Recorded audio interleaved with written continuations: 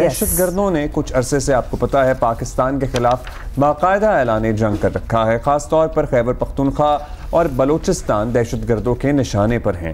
सानेहा Jafar express पर हमले ने पूरी कौम को हिलाकर रख दिया।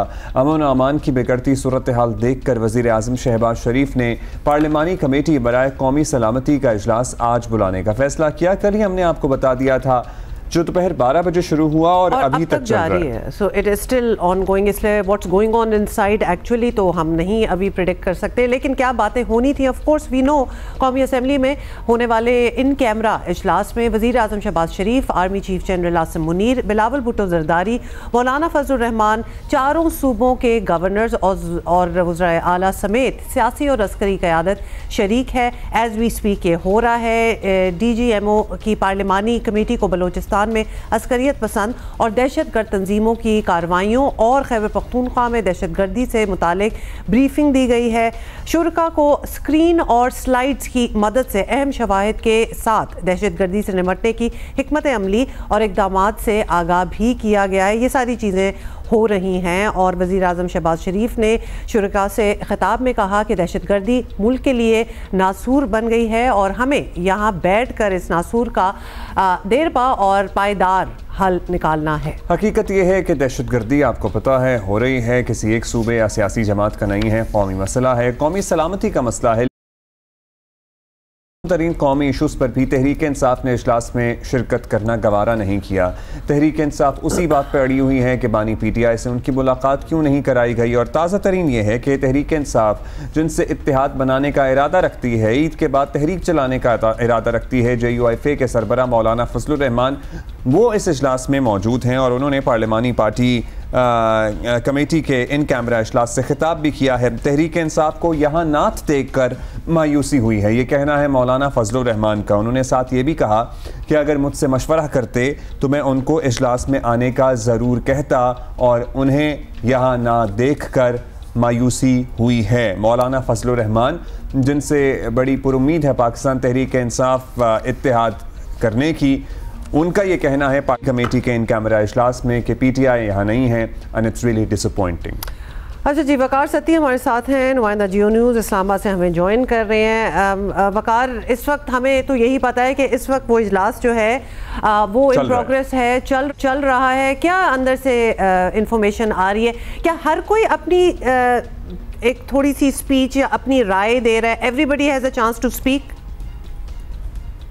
जी बिल्कुल एग्जैक्टली ऐसे ही है कि हर बंदा जो है वो बात करेगा और जितने लोग यहाँ पर आए हैं, पाकिस्तान की तमाम जो अस्करी क़यादत है और जो हुकूमती ज़िम्मेदारान हैं, सूबों के हैं या मरकज़ के हैं, वो सारे यहाँ मौजूद हैं। और दीगर जो ब्यूरोक्रेसी है, चारों सूबों के चीफ सेक्रेटरीज भी यहाँ मौजूद हैं, चारों सूबों के IGs जो हैं वो भी यहाँ मौजूद हैं, सूबाई कुछ जो वजारतें हैं उनके सेक्रेटरीज भी यहाँ पर वो मौजूद हैं, वफाकी जो सेक्रेटरी ख़जाना है वो भी यहाँ पर वो मौजूद हैं।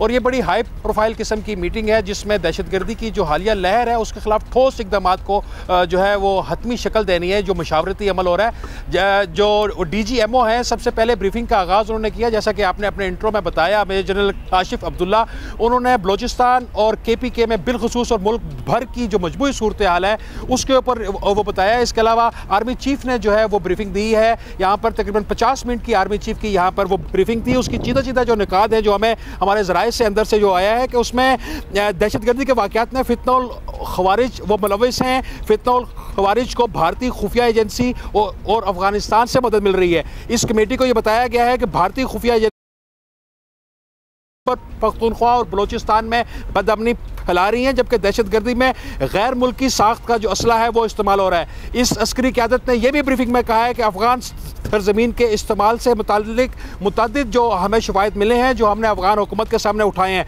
जबकि यह कहा गया है कि हालिया दिनों में होने वाला जाफर एक्सप्रेस वाला जो वाक़या है वो भी अफगानिस्तान से ऑपरेट हुआ, जबकि बन्नू वाला जो वाक़या है उसमें कई अफगान शहरी वो मुलविस निकले हैं। और यह कहा गया है और इतराफ़ किया गया है कि रमज़ानुल मुबारक में इस दहशत गर्दी की जो नई लहर है उसमें इजाफा हुआ है। इजलास में बलूचिस्तान और खैबर पख्तूनख्वा के दहशतगर्दी के वाक़यात पर वो तफसीली बातचीत वो की गई है। और इसके अलावा यहाँ पर जब अस्करी क़यादत की जो ब्रीफिंग है, जब वो इख्तिताम पजीर हुई तो उसके बाद वज़ीर आला KP के जो हैं उन्होंने वो ख़िताब किया है और उन्होंने अपने जो सूबे की अमन व अमान की सूरत हाल है उसके ऊपर बातचीत की है। उसके अलावा वज़ीर दिफा ख्वाजा आसिफ बात कर चुके हैं, उन्होंने भी इस सारे मामले को देखा है, उसके ऊपर बात की है। उसके अलावा समझ आई है कि मामला किस तरफ जा रहा है वकार, क्योंकि सलमान अकरम राजा जो PTI की सीनियर लीडरशिप है उन्होंने तो बाहर प्रेस कॉन्फ्रेंस में कह दिया कि हम इस वक्त किसी भी किस्म की कार्रवाई या ऑपरेशन की हिमायत नहीं करते। अंदर जो डिस्कशन हो रही है यहाँ पे क्या सेंस मिल रही है आपको? वज़ीर आला खैबर पख्तूनख्वा का भी क्या यही मौक़िफ़ है? ज़ाहिर है उनका सूबा मेजर स्टेक होल्डर है, वहाँ दहशतगर्दी के बहुत वाक़यात हैं। बाकी जो शुरका हैं, पर्टिकुलरली मौलाना फजलुर रहमान ने क्या कहा है, उनका मतलब क्या ऑपरेशन का कोई फ़ैसला हो सकता है या उसकी बात हो रही है या मुज़ाकरात की बात हो रही है, क्या हो रहा है? अब्दुल्ला, रोज़ाना जो है दर्जनों लोग जो है शहीद हो रहे हैं, उसमें हमारे सिक्योरिटी के अदारों के जो लोग हैं वो भी शामिल हैं, आम शहरी निशाना बन रहे हैं, बड़े बड़े उलमाए कराम निशाना बन रहे हैं। तो ये कैसे हो सकता है कि उसका कोई ऑपरेशन ना किया जाए? ऑपरेशन तो ऑलरेडी जारी है, लेकिन जो मौलाना फजलुर रहमान है उन्होंने बड़ा कैटेगोरिकली अंदर कहा है, उन्होंने कहा है जी कि हमें किसी मखमसे का शिकार हुए बगैर पूरी कौमी यकजहती के साथ इसको जो है इसके खिलाफ कार्रवाई वो करनी चाहिए और दहशतगर्दी जैसी लानत जो है उसको जड़ से उखाड़ फेंकना चाहिए। और तमाम सियासी क़यादत को, पाकिस्तान की तमाम सियासी क़यादत को तमाम इख्तलाफात बालाए ताक रखते हुए कम अज़ कम इस एक एजेंडे के ऊपर इकट्ठा होना पड़ेगा। इसके अलावा भी chairman Pakistan Peoples Party Bilawal Bhutto Zardari इस वक्त खिताब कर रहे हैं, उनके भी जो इब्तदाई जो वो कलमात हैं वो हमारे सामने आए हैं। उन्होंने भी कैटेगोरिकली वो रियासती इदारों की जो कार्रवाइयाँ हैं उनकी सपोर्ट की है, उनकी हमायत की है और उनको स्ट्रेंथन करने की बात की। अच्छा वकार, तो हम आज की इस सारी एक्सरसाइज के बाद एक्सपेक्टेशन क्या रखेंगे? किस चीज़ पे कंसेंसस होगा? बिल्कुल जी एक साथ सारे बैठे और मुशावरत करें वो हो गया, तो अब इसके बाद के क्या ऑपरेशन होना है उस पे कंसेंसस होगा? हम एक्सपेक्टेशन क्या रख रहे हैं? और जब ये सारी मीटिंग ख़त्म हो जाएगी उसके बाद कोई प्रेस ब्रीफिंग होगी, मतलब हम क्या एक्सपेक्ट करें कि क्या इन्फॉर्मेशन बाद में मिलेगी?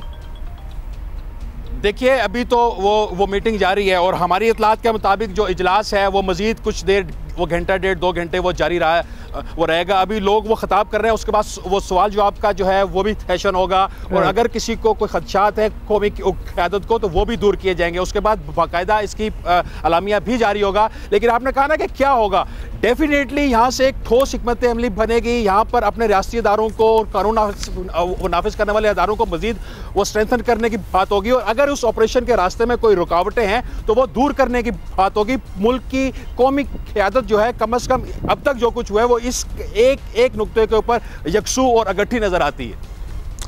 बहुत शुक्रिया आपका वकार, हम आपसे मालूम करते रहेंगे।